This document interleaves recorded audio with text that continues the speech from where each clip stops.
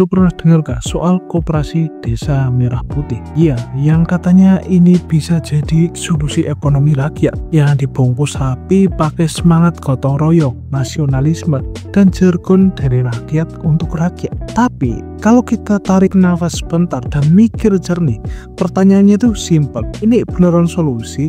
Atau justru kita lagi ngulang pola program lama yang ujung-ujungnya ya gitu-gitu aja. Kita flashback ke program-program yang kelihatannya beda nama, beda model, tapi intinya sama aja. Misalnya BUMDes. Konsepnya tuh bagus, tapi kenapa gak semua desa bisa jalanin? Karena ya balik lagi, karakter dan potensi tiap desa itu beda-beda.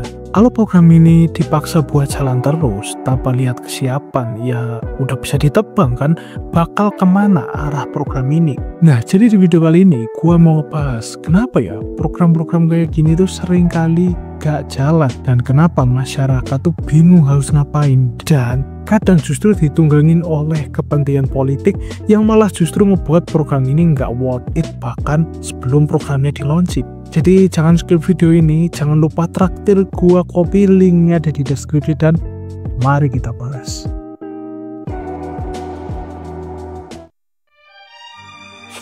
Oke, gua ngerti, koperasi itu kan konsep yang bagus ya. Bahkan dulu Bung Hatta sampai bilang koperasi itu tulang punggung ekonomi Indonesia. Tapi kenyataan di lapangan, konsepnya sering cuma jadi wacana proyek formalitas. Dibikin, diumumin, difoto, terus ya udah gitu aja. Kecuali koperasi yang swasta, teman-teman. Kita tuh pernah punya program PNPM Mandiri, program simpan pinjam perempuan, koperasi nelayan, koperasi tani. Semuanya tuh program-program yang sebenarnya punya niat baik, tapi banyak yang gak bertahan lama. Kenapa?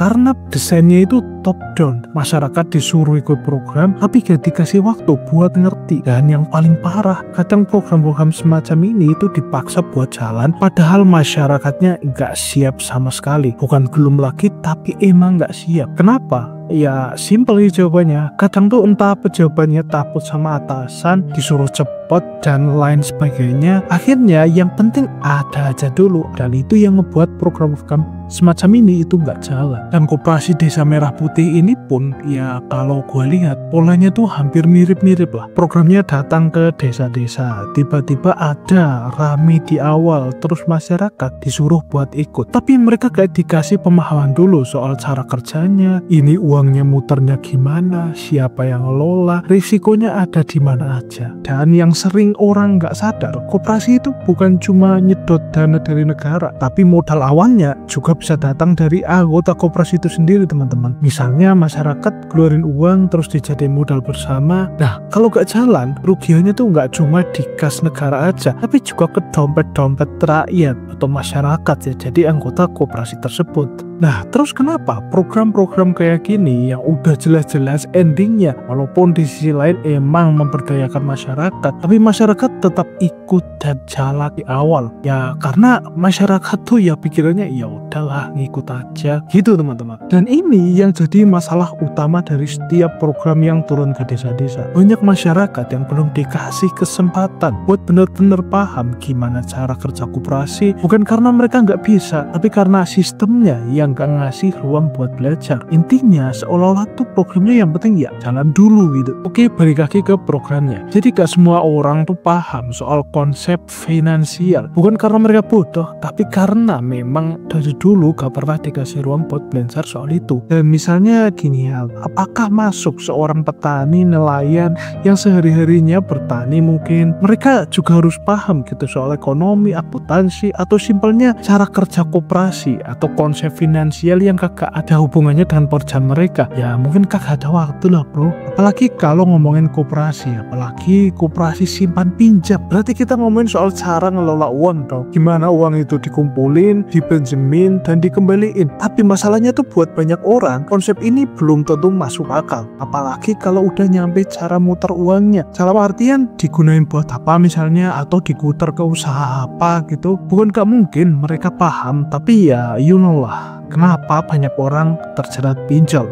iya kan? Ya mungkin ada satu persepsi ataupun anggapan mungkin aja ya buat para masyarakat. Ya kalau ini program dari pemerintah ya dianggap bantuan, duit negara. Jadi kalau pinjam ya nggak mesti balikin. Sedangkan di sisi lain pengurus koperasi juga warga desa. Kadang tetangga sendiri, kadang malah keluarga. Dan mereka juga jadi bingung gitu mau nagih gimana. Soalnya ya itu tadi, ini kan dari negara. Masa mau ditagih gitu ya kan? Padahal ya kalau duit gak balik, sistemnya tuh jadi ambruk. Tapi si pengurus juga gak enak gitu buat nagih karena posisi sosial mereka yang sejajar. Bukan kayak bank yang bisa main sita begitu aja. Belum lagi kalau ini misalnya gak jalan. Kan kasihan juga kalau misalnya yang ngurusin jungkir balik yang awalnya ditarik dengan embel-embel diberdayakan atau dipekerjakan, malah bukannya digaji tapi malah justru harus tobokin teman-teman. Dan akhirnya apa? Akhirnya muncul potensi konflik horizontal. Si peminjam ngerasa ditekan, si pengurus ngerasa serba salah, dan hubungan sosial di desa jadi mulai keruh. Ya tadinya rukun-rukun aja jadi saling curiga. Jadi bayangin aja misalnya ya, Pak RT sekaligus pengurus koperasi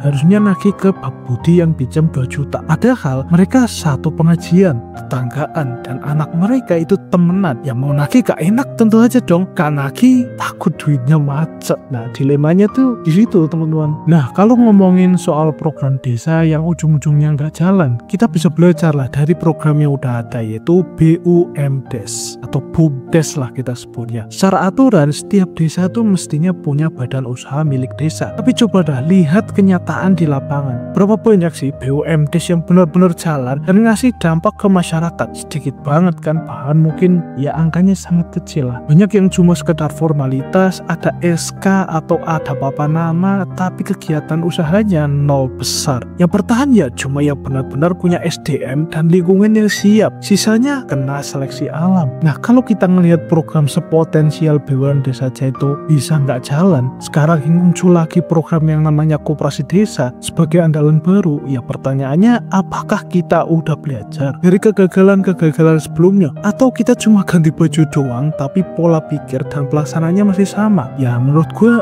iya sih. Kenapa gitu? Kenapa nggak beresin dan kembangin aja tuh BUMDes supaya bisa jalan di semua desa dengan potensi masing-masing desa? Ya daripada misalnya setiap desa dibukain usaha simpen pinjam itu dalam tanda kutip, kan mending BUMDesnya aja yang dihidupin ya kan? Nah jadi sekali lagi gue di sini tuh nggak anti sama yang namanya koperasi. Bahkan menurut gue sistem koperasi itu salah satu bentuk ekonomi paling adil dan manusiawi. Tapi jika dikelola dengan benar gitu ya, karena logika sederhananya orang kecil bisa gabung, nabung bareng, usaha bareng, hasilnya juga dibagi bareng-bareng. Gak ada yang jadi bos, gak ada yang ditindas, semua punya suara, semua punya tanggung jawab. Tapi ya itu tadi, semuanya baru bisa kejadian kalau dari awal udah dibangun dengan kesadaran yang kuat, bukan sekedar karena ikut-ikutan program pemerintah, karena supaya dana desa cair gitu misalnya. Itu nggak bisa gitu bro. Nah koperasi itu juga nggak melulu soal simpan pinjam aja ya bro. Kadang orang tuh langsung mikirnya, oh koperasi berarti tempat buat ngutang, padahal nggak selalu gitu. Bisa aja kan bentuknya produksi bersama, kayak misalnya petani yang bareng-bareng urus lahan dan jual hasil panen lewat koperasi, atau nelayan yang urus modal buat beli alat tangkap dan kapal gitu misalnya, terus hasilnya dibagi adil. Bahkan mungkin bisa juga koperasi jasa, koperasi perdagangan, banyak bentuknya lah. Yang penting sistemnya tuh transparan dan semua anggota paham perannya. Tapi kalau tujuan pemerintah untuk menekan orang-orang supaya nggak kejerat pinjol atau nggak kejerat hutang atau minimal nggak ngutang di bank-bank tengul, ya kita bisa apa?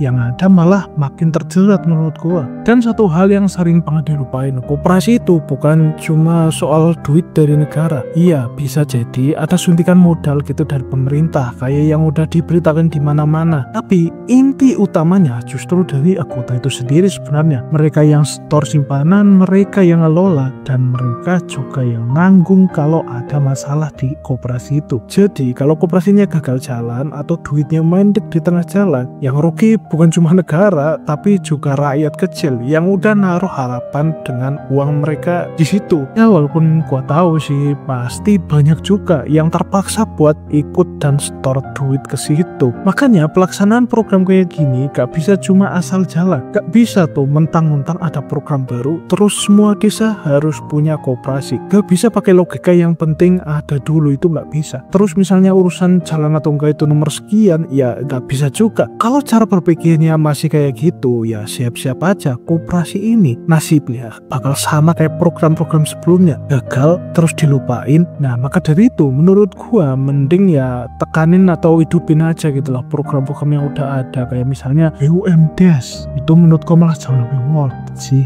Jadi sebelum semua ini jadi proyek gagal berikutnya, mending kita semua buka mata deh dan pikirin lagi, bener gak sih ini yang dibutuhin sama desa. Dan terakhir, apa yang gue sampaikan di sini di video ini tentu aja masih bisa salah kok. Jadi gimana menurut kalian? Apakah koperasi desa merah putih adalah solusi atau justru program yang bisa aja ditunggangin oleh kepentingan gak bertanggung jawab dan bisa aja ngebebanin kas negara ataupun mungkin ngebebanin masyarakat juga? Tulis pendapat kalian di kolom komentar di bawah. Boleh saran, masukan ataupun debat gue juga boleh di kolom komentar di bawah. Oke, mungkin itu aja yang mau gue sampaikan di video kali ini. Jangan lupa like, comment, dan subscribe, dan tentu saja kalau masih nunggu head komen kalian di kolom komentar di bawah. Gue Ardianto, sampai jumpa di video berikutnya.